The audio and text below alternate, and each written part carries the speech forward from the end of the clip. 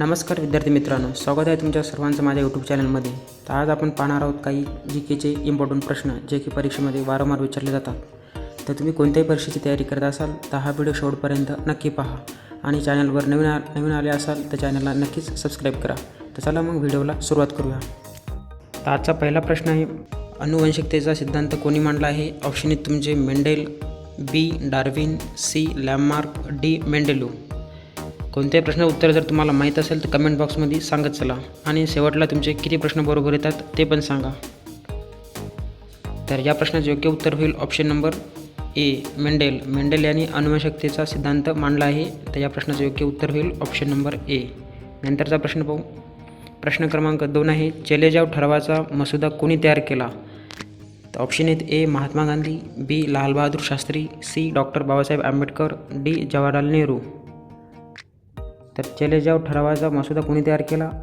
तर या प्रश्नाचं योग्य उत्तर होईल option number D Jawaharlal Nehru यांनी चलेजाव ठरावाचा मसुदा तयार केला आहे. तर या प्रश्नाचं योग्य उत्तर होईल ऑप्शन नंबर डी. नंतरचा प्रश्न पाहू. प्रश्न क्रमांक 3 आहे, पोलीस हा विषय राज्यघटनेच्या कोणत्या सूचीत समाविष्ट करण्यात आला आहे? ऑप्शन आहेत ए केंद्रसूची, बी राज्यसूची, सी समवर्त सूची, डी विशेष सूची. तर पोलीस हा विषय कोणत्या सूचीत समाविष्ट करण्यात आला आहे?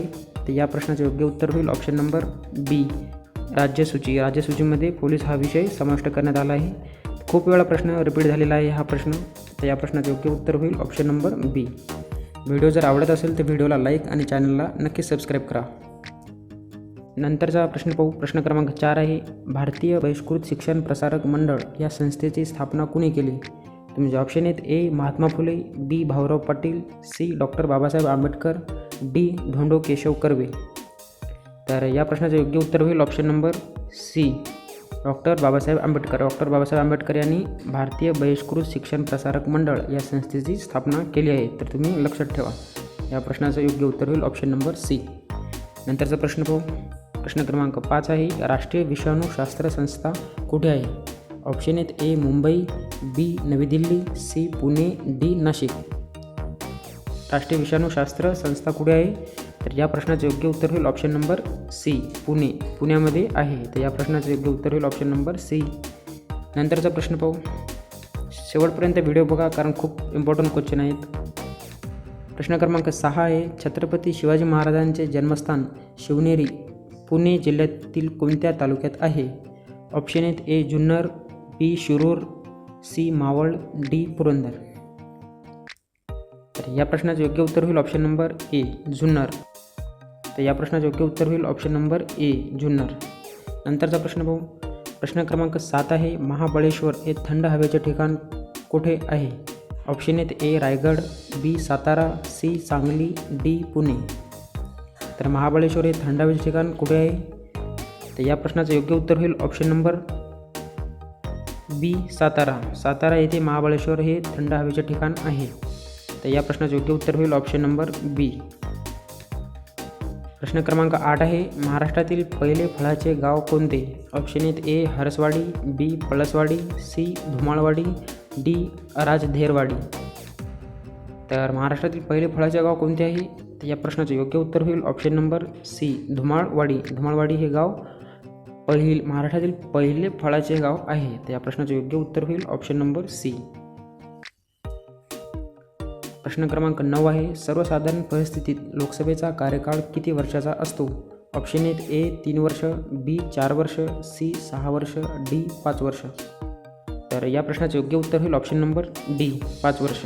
5 वर्ष हा लोकसभेचा कार्यकाल असतो. तर कमेंट बॉक्समध्ये सांगा की राज्यसभेचा कार्यकाल किती वर्षाचा असतो. नंतरचा प्रश्न पाहू. प्रश्न क्रमांक 10 आहे, महाराष्ट्रात येथे हत्ती रोग संशोधन केंद्र आहे. तर कोणत्या जिल्ह्यात आहे महाराष्ट्रातनी? तर ऑप्शन आहेत ए वर्धा, बी ठाणे, सी पुणे, डी चंद्रपूर. तर महाराष्ट्रातील कोणत्या जिल्ह्यात हत्ती रोग संशोधन केंद्र आहे? तर या प्रश्नाचे योग्य उत्तर होईल ऑप्शन नंबर ए वर्धा या जिल्ह्यातनी हत्ती रोग संशोधन केंद्र आहे. तर या प्रश्नाचे योग्य उत्तर होईल ऑप्शन नंबर ए. प्रश्न क्रमांक 11 आहे, देशातील सर्वात मोठी सहकार सूतगिरणी महाराष्ट्रात कुठे आहे? ऑप्शन आहेत ए कोल्हापूर, बी सोलापूर, सी नागपूर, डी इचलकरंजी. तर देशातील सर्वात मोठी सहकारी सूतगिरणी जी आहे ती महाराष्ट्रात आहे आणि कुठे आहे, तर या प्रश्नाचं योग्य उत्तर होईल ऑप्शन नंबर डी, इचलकरंजी येथे आहे. तर या प्रश्नाचं उत्तर आहे ऑप्शन नंबर डी. नंतरचा प्रश्न पाहू. प्रश्न क्रमांक 12 आहे, महाराष्ट्रातील विधानसभेतील सदस्य संख्या किती आहे? ऑप्शन आहेत ए 238, बी 250, सी 78, डी 288. तर महाराष्ट्रातील विधानसभेतील सदस्य संख्या किती आहे? या प्रश्नाचं योग्य उत्तर होईल ऑप्शन नंबर डी 288. 288 हे विधानसभेतील सदस्य संख्या आहे. तर या प्रश्नाचं योग्य उत्तर आहे ऑप्शन नंबर डी. प्रश्न क्रमांक 13 आहे, कोणता धातू लोखंडाचे गंजणे रोखते? ऑप्शन आहेत ए तांबे, बी ॲल्युमिनियम, सी सिल्वर, डी जस्त. तर कोणता धातू हा लोखंडाचे गंजणे थांबवते?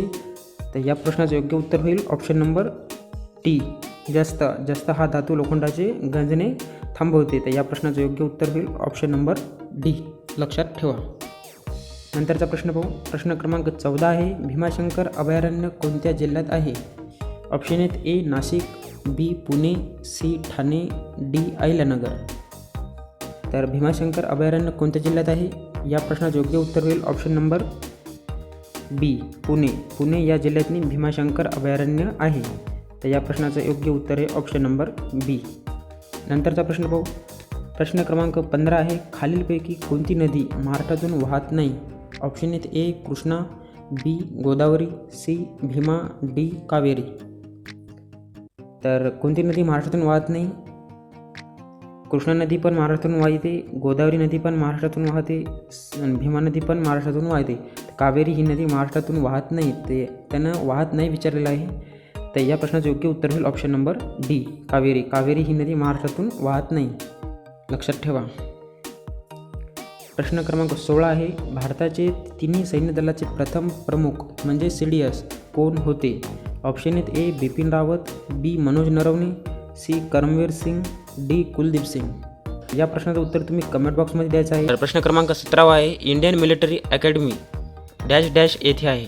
ऑप्शन आहेत ए पुणे, बी नाशिक, सी देहराडून, डी कोलकाता. या प्रश्नाचं योग्य उत्तर होईल ऑप्शन नंबर सी डेहराडून येथे इंडियन मिलिटरी अकॅडमी आहे, म्हणजेच IMA आहे. नंतरचा क्वेश्चन पाहूया. क्वेश्चन नंबर 18 आहे, गौतम बुद्ध यांचे जन्मस्थळ कोणते? ऑप्शन आहेत ए लुंबिनी, बी वैशाली, सी बोधगया, डी पाटलीपुत्र. तर गौतम बुद्ध यांचे जन्मस्थान कोणते आहे? तर या प्रश्नाचे योग्य उत्तर होईल ऑप्शन नंबर ए लुंबिनी येथे गौतम बुद्ध यांचे जन्मस्थळ आहे. तर तुम्ही लक्षात ठेवा. तर या प्रश्नाचे योग्य उत्तर होईल option number A. Question number 19 आहे, कोणत्या प्रकल्पास महाराष्ट्राची भाग्यलक्ष्मी संबोधले जाते? तर कोणत्या प्रकल्पास महाराष्ट्राची भाग्यलक्ष्मी असे संबोधले जाते? तर ऑप्शन आहेत ए जायकवाडी, बी उजनी, सी कोयना, डी कुकडी. तर या प्रश्नाचे योग्य उत्तर होईल ऑप्शन नंबर सी कोयना या प्रकल्पास महाराष्ट्राची भाग्यलक्ष्मी असे म्हणतात. तर तुम्ही लक्षात ठेवा. या प्रश्नाचं योग्य उत्तर होईल ऑप्शन नंबर सी. व्हिडिओ शेवटपर्यंत नक्की पहा, कारण खूप इम्पॉर्टंट प्रश्न आहेत. तुम्हाला नक्कीच पेपरमध्ये फायदा होईल. क्वेश्चन नंबर 20 आहे, सरहद गांधी या नावाने कोणाला ओळखले जाते? ऑप्शन आहेत A Mahatma Gandhi, B Dadabhai Naoroji, C Khan Abdul Ghaffar Khan, D Maulana Azad. तर सरहद गांधी या नावाने कोणाला ओळखले जाते? तर या प्रश्नाचं योग्य उत्तर होईल option number C Khan Abdul Ghaffar Khan यांना सरहद गांधी या नावाने ओळखले जाते. या प्रश्नाचं योग्य उत्तर होईल ऑप्शन नंबर सी. प्रश्न क्रमांक 21 आहे, रक्तातील कोणत्या पेशींना सैनिक पेशी असं म्हणतात? तर ऑप्शन आहेत ए श्वेत रक्तकणिका, बी लोहित रक्तकणिका, सी रक्तबिंबिका, डी रक्तपटिका. तर रक्तातील कोणत्या पेशींना सैनिक पेशी म्हणतात? तर या प्रश्नाचं योग्य उत्तर होईल ऑप्शन नंबर ए श्वेत रक्तकणिका. तर या श्वेत रक्तकणिकालाच पांढऱ्या पेशी असे म्हणतात. तर या प्रश्नाचं उत्तर आहे ऑप्शन नंबर ए, यांना सैनिक पेशीसुद्धा म्हणतात. प्रश्न क्रमांक 22 आहे, रडार यंत्रणेत कोणत्या लहरीचा वापर केला जातो? ऑप्शन आहेत ए विद्युत, बी ध्वनी, सी रेडिओ, डी अल्ट्रासोनिक. तर रडार यंत्रणेत कोणत्या लहरीचा वापर केला जातो? तर या प्रश्नाचं उत्तर होईल option number C. Radio. Radio या लहरीचा वापर केला जातो. रडार या यंत्रणेत रेडिओ लहरीचा वापर केला जातो. नंतरचा प्रश्न पाहू. प्रश्न क्रमांक 23 आहे. खालीलपैकी कशास भारतीय राज्यघटनेचा आत्मा असे म्हणतात? ऑप्शन आहेत ए. मूलभूत कर्तव्य, बी. सरनामा, सी. व्यक्ती स्वातंत्र्य, डी. एकेरी नागरिकत्व.